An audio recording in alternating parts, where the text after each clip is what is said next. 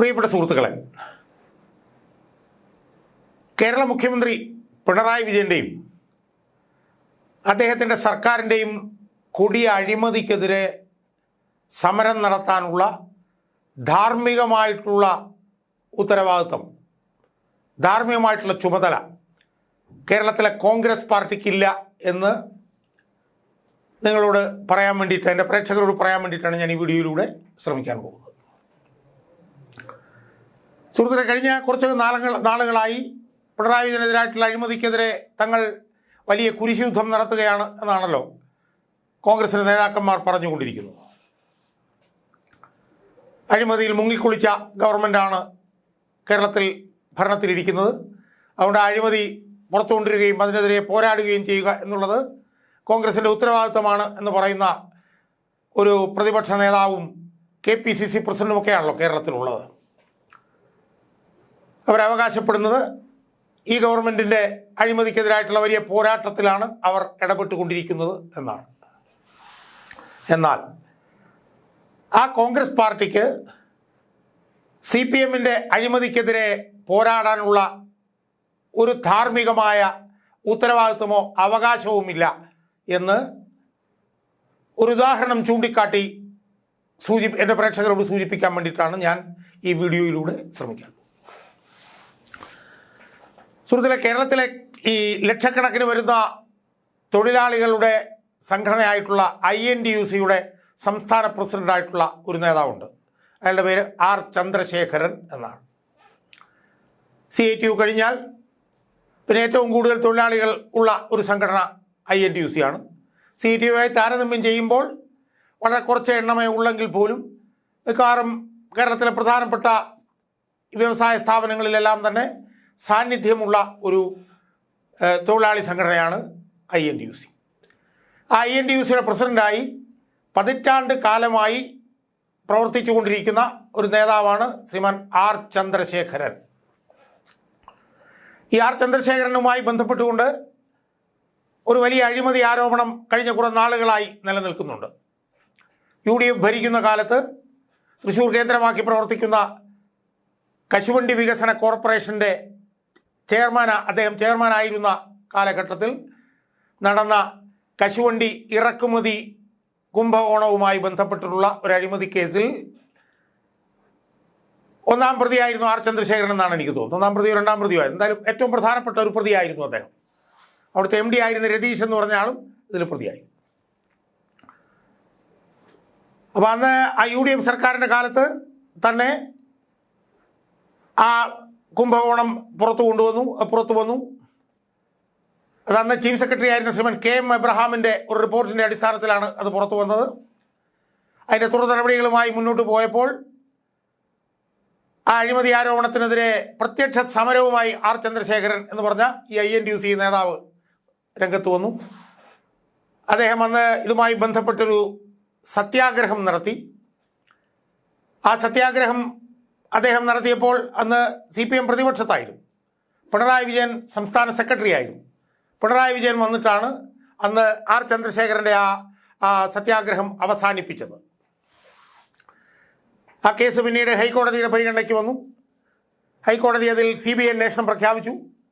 CBI അന്വേഷണം പ്രഖ്യാപിച്ചതിനെ തുടർന്ന് ഈ ചന്ദ്രശേഖരൻ ഉൾപ്പെടെയുള്ള പ്രതികളെ പ്രോസിക്യൂട്ട് ചെയ്യാൻ വേണ്ടിയിട്ട് CBI സംസ്ഥാന സർക്കാരിനോട് അനുവാദം ചോദിച്ചു. ആ അനുവാദം ചോദിച്ച സമയമായപ്പോഴേക്കും ഇടതുപക്ഷത്തിൻ്റെ സർക്കാർ അധികാരത്തിൽ വന്നു. ശ്രീമാൻ പിണറായി വിജയൻ കേരള മുഖ്യമന്ത്രിയായി ചുമതലയേറ്റു. എന്നാൽ ഏറ്റവും രസകരമായ കാര്യം എന്താണെന്ന് ചോദിച്ചാൽ, ഈ INTUC കോൺഗ്രസിൻ്റെ ട്രേഡ് യൂണിയൻ്റെ സംഘടനയായിട്ടുള്ള INTUCയുടെ സംസ്ഥാന പ്രസിഡൻ്റായിട്ടുള്ള ഈ R ചന്ദ്രശേഖരൻ ഉൾപ്പെട്ടിട്ടുള്ള അഴിമതി കേസിൽ R ചന്ദ്രശേഖരൻ ഉൾപ്പെടെയുള്ള പ്രതികളെ പ്രോസിക്യൂട്ട് ചെയ്യാനുള്ള അനുവാദം പിണറായി വിജയൻ എന്ന് പറയുന്ന മുഖ്യമന്ത്രി ഭരിക്കുമ്പോൾ ഇടതുപക്ഷ ജനാധിപത്യ മുന്നണി സർക്കാർ കൊടുത്തില്ല. അപ്പോൾ ആ അന്തരാള ബന്ധം എന്താണെന്ന് മനസ്സിലായല്ലോ. പിണറായി വിജയനും ചന്ദ്രശേഖരനും തമ്മിലുള്ള ആ ഒരു അന്തരാള ബന്ധം ഈ നടപടിയോടുകൂടി പച്ചപ്പരസ്യമായി. ഇത് നേരത്തെ UDF ഭരിക്കുന്ന കാലത്ത് തന്നെ അവർ തമ്മിലുള്ള ആ ബന്ധം ഉണ്ടായിരുന്നു. അത് പിന്നീട് പിണറായി സർക്കാർ വന്നപ്പോൾ പിണറായി വിജയൻ ഈ പ്രോസിക്യൂട്ട് ചെയ്യാൻ R ചന്ദ്രശേഖരനെ പ്രോസിക്യൂട്ട് ചെയ്യാനുള്ള അനുവാദം കൊടുക്കില്ല എന്ന് വന്നതോടുകൂടി അത് പച്ചപ്പരസ്യമായി.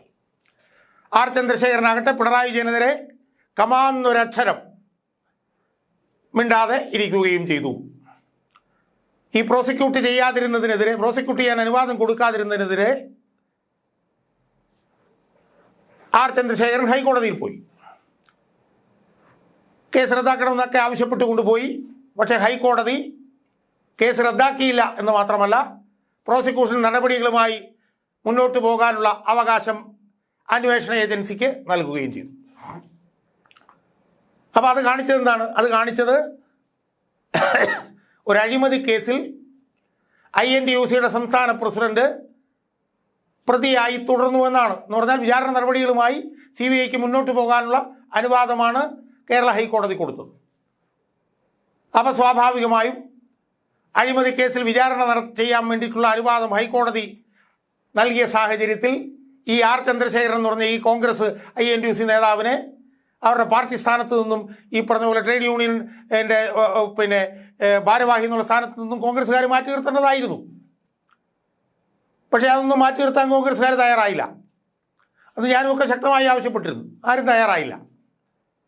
ഈ അഴിമതിക്കാരനെ അവർ തോളത്ത് എടുത്ത് വെച്ചുകൊണ്ടിരുന്നു. ചന്ദ്രശേഖരനാകട്ടെ ഇപ്പോഴത്തെ KPC പ്രസിഡന്റ് K സുധാകരനുമായി അടുത്ത ബന്ധം സ്ഥാപിച്ചു, VD സതീശനുമായി ബന്ധം സ്ഥാപിച്ചു, KC വേണുഗോപാലുമായി ബന്ധം സ്ഥാപിച്ചു. അങ്ങനെ അയാൾ അധികാര സ്ഥാനത്ത് തുടർന്നു. അതോടൊപ്പം തന്നെ അയാൾ പിണറായി വിജയനായിട്ടുള്ള ബന്ധവും തുടർന്നു. അങ്ങനെ രണ്ട് ഭാഗത്തും ബന്ധമുള്ള ആളായി ഇയാൾ തുടർന്നു. ഇയാളെ മാറ്റണമെന്നൊക്കെ പറഞ്ഞിട്ട് INTUCയിൽ നിന്ന് വലിയ അപശബ്ദങ്ങളൊക്കെ പുറത്തു വന്നെങ്കിലും അയാൾ ഈ പറഞ്ഞ പോലെ അയാളുടെ രോമത്തെ പോലും തൊടാൻ അയാൾക്കെതിരെ എതിർപ്പ് ഉയർത്തിയവർക്ക് കഴിഞ്ഞില്ല. അവരെല്ലാം വാലും ചുരുട്ടി ഓടി. അയാൾ ആ സ്ഥാനത്ത് തന്നെ തുടർന്നു. അയാൾ KPC നേതൃത്വത്തിൻ്റെ ഏറ്റവും അടുത്ത ആളായി അയാൾ തുടർന്നു. തൃശ്ശൂർ കോൺഗ്രസിൻ്റെ തോൽവിയെക്കുറിച്ച് അന്വേഷിക്കാൻ രൂപീകരിച്ച ഒരു വിദഗ്ധ സമിതിയിൽ, ഒരു അന്വേഷണ സമിതിയിൽ അയാൾ കൂടി പങ്കാളിയായി. അങ്ങനെ അഴിമതി കേസിൽ, കശുവണ്ടി ഇറക്കുമതി അഴിമതി കേസിൽ വിചാരണ നേരിടണമെന്ന് ഹൈക്കോടതി പറഞ്ഞ പ്രതി കോൺഗ്രസിൻ്റെ പ്രധാനപ്പെട്ട ഒരു നേതാവായി തുടർന്നു. സുഹൃത്തുക്കളെ, ഇപ്പോൾ എന്താ സംഭവിച്ചത്? അയാളും അയാളുടെ കൂട്ടുപ്രതിയായിട്ടുള്ള രതീഷും തങ്ങൾക്കെതിരെയുള്ള കേസ് റദ്ദാക്കണം എന്നാവശ്യപ്പെട്ടുകൊണ്ട് സുപ്രീം കോടതിയെ സമീപിച്ചു. സുപ്രീം കോടതി എന്ത് ചെയ്തു? ആ കേസ് കേട്ടതിനെ തുടർന്ന് ആ കേസെടുത്ത് ചവറ്റുകൊട്ടയിലേക്ക് എറിഞ്ഞു എന്ന് പറഞ്ഞാൽ ഇന്ത്യയിലെ പരമോന്നത നീതിപീഠത്തിൻ്റെ മുന്നിലും ഈ ആർ ചന്ദ്രശേഖരൻ എന്ന് പറഞ്ഞ ഈ കോൺഗ്രസിൻ്റെ നേതാവും ഈ INTUCയുടെ സംസ്ഥാന പ്രസിഡന്റും കുറ്റക്കാരനാണ് എന്ന് തെളിഞ്ഞിരിക്കുന്നു. ബഹുമാനപ്പെട്ട സുപ്രീം കോടതി പോലും ഈ ആർ ചന്ദ്രശേഖരൻ കശുവണ്ടി ഇറക്കുമതി കേസിൽ കുറ്റക്കാരനാണെന്നും പ്രതിയാണെന്നും അയാൾ വിചാരണ നേടണമെന്നും അർത്ഥശങ്കയ്ക്കിടയില്ലാത്ത വിധം പ്രഖ്യാപിച്ചു കഴിഞ്ഞിരിക്കുന്നു. സ്വാഭാവികമായും സുപ്രീം കോടതി പോലും ഒരു അഴിമതി കേസിൽ ഒരു നേതാവ് പ്രതിയാണ് എന്ന് കണ്ടുപിടിച്ചു കഴിഞ്ഞാൽ ആ നിമിഷം കോൺഗ്രസ് അയാളെ എടുത്ത് ബൂട്ട് ഔട്ട് ചെയ്യണ്ടേ സുഹൃത്തുക്കളെ? അയാളെ എടുത്ത് പുറത്ത് കളയണ്ടേ? അയാളെ കോൺഗ്രസിൻ്റെ സ്ഥാനങ്ങളിൽ നിന്നും INTUCയുടെ സ്ഥാനത്ത് നിന്നും മാറ്റണ്ടേ? കാരണം കേരളത്തിലെ ഇന്ത്യയിലെ പരമോന്നത നീതിപീഠമായിട്ടുള്ള സുപ്രീം കോടതിയാണ് അയാൾ അഴിമതി കേസിൽ പ്രതിയാണെന്നും അയാൾ വിചാരണ നേരിടണമെന്ന് പറയാൻ അപ്പുറത്തൊരു കോടതി ഇല്ലല്ലോ ഇന്ത്യയിൽ. പക്ഷേ അയാളെ സുപ്രീം കോടതി പ്രതിയാണെന്ന് കണ്ട് വിചാരണ നേരിടണമെന്ന് പറഞ്ഞിട്ടും ഇവിടുത്തെ K സുധാകരനോ ഇവിടുത്തെ VD സതീശനോ അതിനെക്കുറിച്ചിട്ട് കമാന്നൊരക്ഷരം മിണ്ടിയിട്ടില്ല. ആ വിധി കണ്ടതായി പോലും അവർ നടിച്ചിട്ടില്ല. അതിനെക്കുറിച്ചൊന്നും അവർ പറഞ്ഞിട്ടില്ല.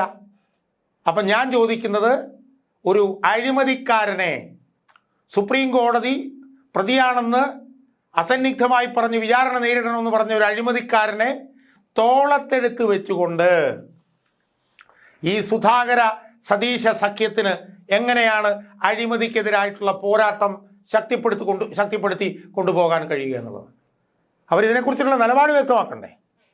സതീശൻ വ്യക്തമാക്കണ്ടേ? സുധാകരൻ വ്യക്തമാക്കണ്ടേ? ഞാൻ പറഞ്ഞത് രമേശ് ചെന്നിത്തലയും ഇതുമായി ബന്ധപ്പെട്ട് നിലപാട് വ്യക്തമാക്കണമെന്നാണ് ഞാൻ പറയുന്നത്. കാരണം കേരളത്തിൽ നിന്ന് അഴിമതിക്കെതിരെ ശക്തമായിട്ടുള്ള സമരം നടത്തുന്നതിൽ മുൻപന്തിയിൽ നിൽക്കുന്നത് രമേശ് ചെന്നിത്തലയല്ലേ? രമേശ് ചെന്നിത്തലയും ഇതിനകത്ത് നിലപാട് വ്യക്തമാക്കണം. സുപ്രീം കോടതി പ്രതിയാണെന്ന് കണ്ട് വിചാരണ നേരിടണമെന്ന് പറഞ്ഞ ഒരാളെ ഈ പ്രസ്ഥാനത്തിനോടൊപ്പം നിർത്തണമോ വേണ്ടയോ എന്ന് ചെന്നിത്തലയും അഭിപ്രായം വ്യക്തമാക്കണം. പിന്നെ കുറേ ചെറുപ്പക്കാർ നേതാക്കന്മാരുണ്ടല്ലോ, ഷാഫി പറമ്പിൽ, ഈ പറഞ്ഞതുപോലെ എന്താണ് MLA എന്താണ് രാഹുൽ മാങ്കൂട്ടത്തിൽ, മാത്യു കുഴൽനാടൻ എന്നൊക്കെ പറയുന്ന ചെറുപ്പക്കാർ ആയിട്ടുള്ള MLA-മാരും MP-മാരും ഒക്കെയും ഈ ആർ ചന്ദ്രശേഖരൻ്റെ കാര്യത്തിൽ എന്താണ് അവർക്കുള്ള നിലപാട് എന്ന് അവർ വ്യക്തമാക്കണം. കാരണം അവരിപ്പം കോൺഗ്രസ് പിടിക്കാൻ വേണ്ടി ഇറങ്ങിയിരിക്കുകയാണ്. അപ്പോൾ അതുകൊണ്ട് അവരും ഈ സുപ്രീം കോടതി പ്രതിയാണെന്ന് കണ്ട, സുപ്രീം കോടതി അഴിമതി കേസിൽ പ്രതിയാണെന്ന് കണ്ടെത്തിയ, സുപ്രീം കോടതി അഴിമതി കേസിൽ വിചാരണ നേരിടണമെന്ന് പ്രഖ്യാപിച്ച ആർ ചന്ദ്രശേഖരനുമായി ബന്ധപ്പെട്ടുകൊണ്ടുള്ള നിലപാടെന്താണെന്ന് ഈ യുവ തുർക്കികളും കൂടി പ്രഖ്യാപിക്കണം എന്നാണ് എനിക്ക് പറയാനുള്ളത്. അതുകൊണ്ട് ഈ സാഹചര്യത്തിൽ ആർ ചന്ദ്രശേഖരനെയും ചുമന്നുകൊണ്ട്, ആർ ചന്ദ്രശേഖരൻ എന്ന് പറയുന്ന കൊടിയ അഴിമതിക്കാരനെയും തോളത്ത് വെച്ചുകൊണ്ട് കോൺഗ്രസ് പാർട്ടിക്ക് പിണറായി വിജയൻ്റെയും ഇടതുപക്ഷ ജനാധിപത്യ മുന്നണി ഗവൺമെൻറ്റിൻ്റെയും അഴിമതിക്കെതിരെ സമരം ചെയ്യാനുള്ള ഒരു ധാർമ്മികമായിട്ടുള്ള യാതൊരു അവകാശവുമില്ല എന്നാണ് എനിക്ക് എൻ്റെ പ്രേക്ഷകരോട് പറയാനുള്ളത്.